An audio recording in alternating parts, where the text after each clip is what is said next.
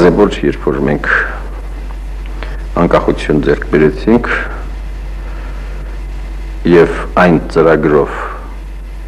որով մենք ընթանում էինք, Հայաստանում սպասվում էին լուրջ փոփոխություններ։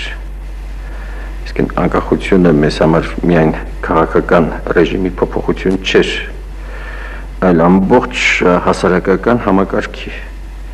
տոտալիտարիզմից դեպի դեմոկրատական, քաղաքացիական հասարակարգի ստեղծում։ Սա մեկ կողմից որպես վերնաշենք եւ մյուս կողմից տնտեսական համակարգի վերափոխումը, սոցիալիստական այդ պլանավորված տնտեսությունից դեպի լիբերալ տնտեսություն, ազատ շուկա։ Իսկ ես ինչու համար եմ այս բաներն ասում, որպեսզի պատկերացնեք մեզ համար մարդկային ֆակտորի դերը։ Իսկ մենք պիտի այս ամեն ինչը կերտեինք այն մարդկանցով, որոնք 70 տարի գործել էին ուրիշ սիստեմում, բացարձակապես ուրիշ սիստեմում։ Մեզ համար այսօր ամենակարևոր գործոնը հենց մարդկային գործոնն է։ Իսկ ունենալ որքան հնարավոր է շատ կադրեր, որոնք ի վիճակի կլինեին լուծելու այսօրվա նոր խնդիրները, որոնք բոլորովին անհասկանալի են մեր նախկին կադրերի համար։ Մենք իհարկե այդպես հեղափոխական մեթոդներ չկիրառեցինք, ինչպես մյուս հանրապետություններում, որտեղ շատ արագ, շատ արհեստական ձևով 5 կադրերին մի կողմ դրեցին եւ փորձեցին այս նոր ժողովրդավար ուժերը իրենք ղեկավարել երկիրը։ Դա ոչ միտեղ չհաջողվեց։ Մերզբալտիկայում չհաջողվեց, Լանդսբերգիսը անհաջողություն կրեց, Կամսախուրդյան անհաջողություն կրեց, Էլչիբեյը անհաջողություն կրեց, Մոլդավիայում այդ ուժերը ուղղակի պարտվեցին, հեռացան, Ուկրաինայում այդ ուժերը նույնիսկ չհասան իշխանության մակարդակի, այսօր Ռուսաստանում նույնպես այդ տեսնում եք դեմոկրատական ուժերը նահանջ են ապրում։ Մենք չգնացինք դրանց, մենք աշխատեցինք այսպես մեղմ ձևով անցում կատարել, պահպանել այն հին կադրերից նրանց, որոնք օգտակար էին, եւ այս ուրեմն խնդիրը լուծելու համար մեզ համար չափազանց կարեւոր էր ունենալ Սփյուռքի օգնությունը։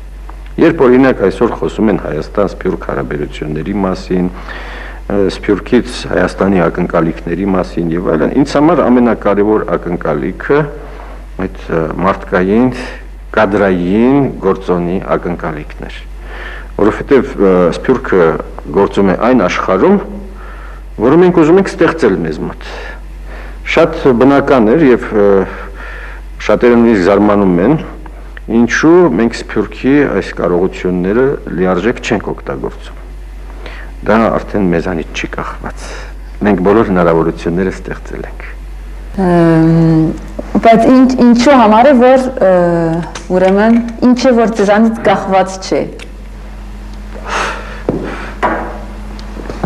Իմ ասում։ Ուրեմն մենք ստեղծեցինք հնարավորություններ, հրավիրեցինք մասնագետների եւ ասեմ անկախ քաղաքական հայացքներից որոշ թյուրիմացություններ կան, որի բրդե մենք ընտրություն ենք կատարում քաղաքական նկատառումներով, այդպես չէ։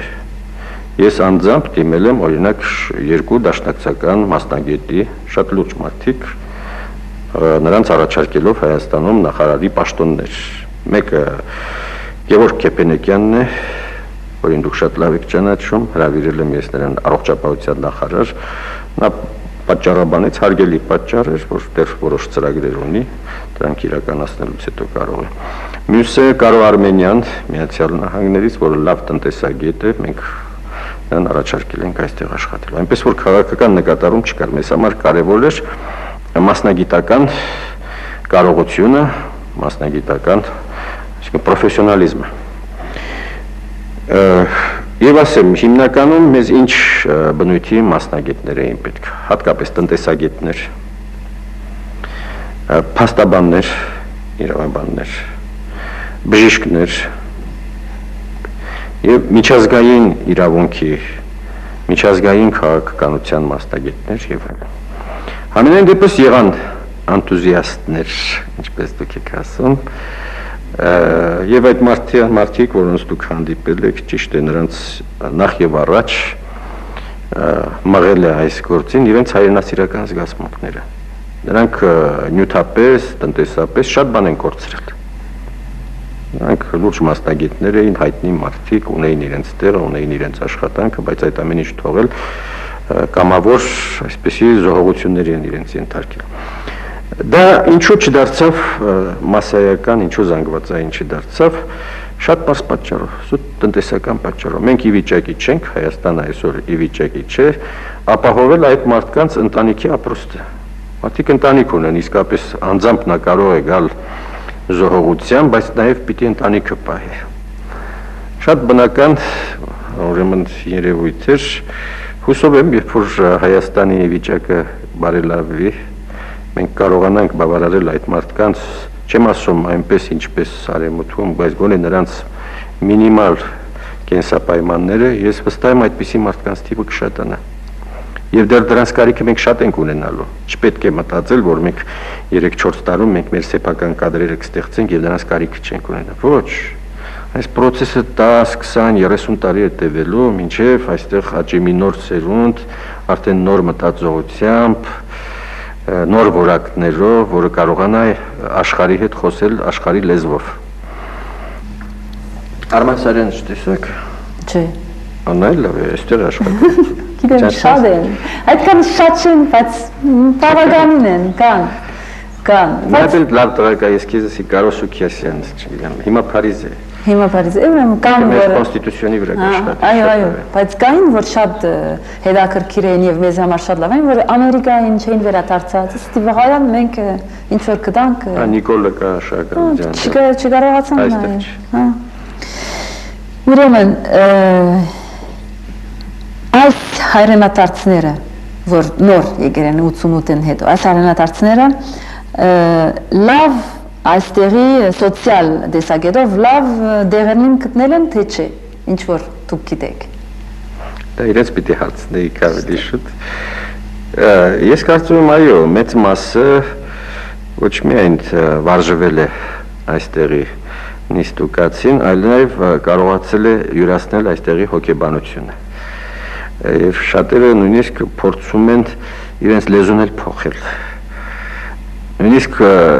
շատ մեծ հաճույք են ստանում, երբ որ ժարգոն են օգտագործում, կան այդպիսի երևույթներ էլ։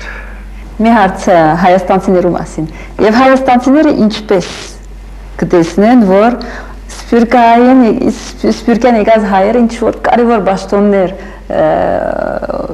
նստերեն, կմեղատրեն ձեզ, հատորամար թե կնատադուն կա։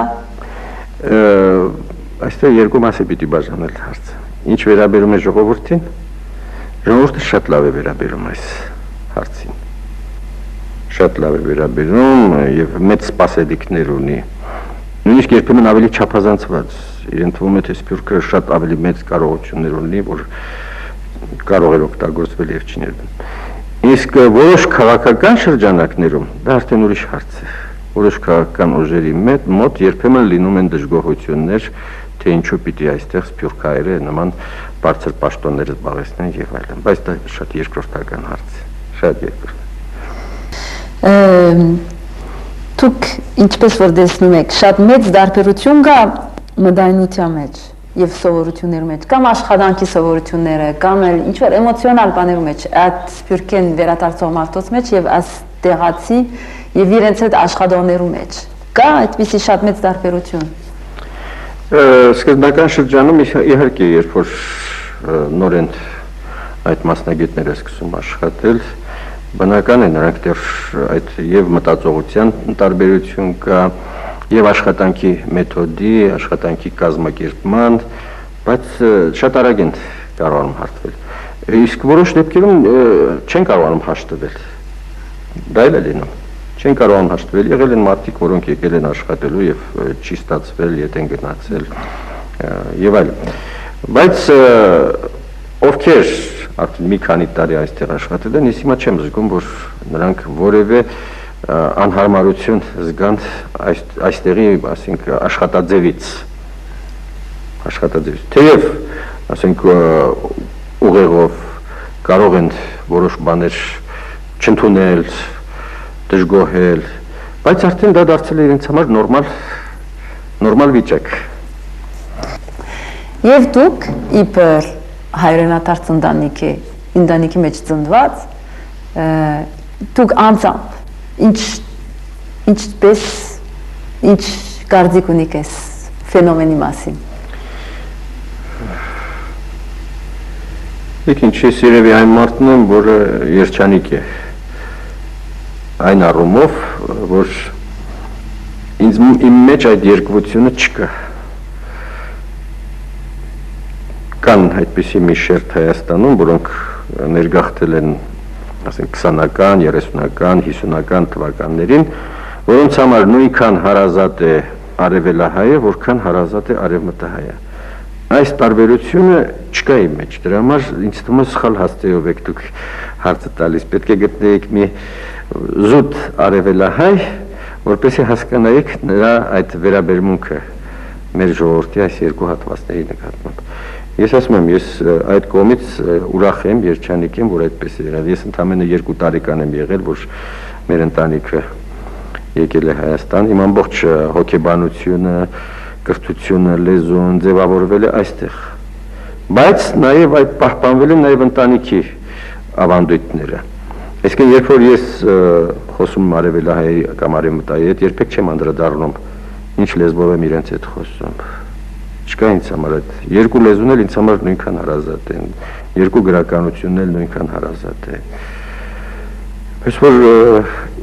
իմ մոտ այդպիսի հարց չի ծագում ընդհանրապես։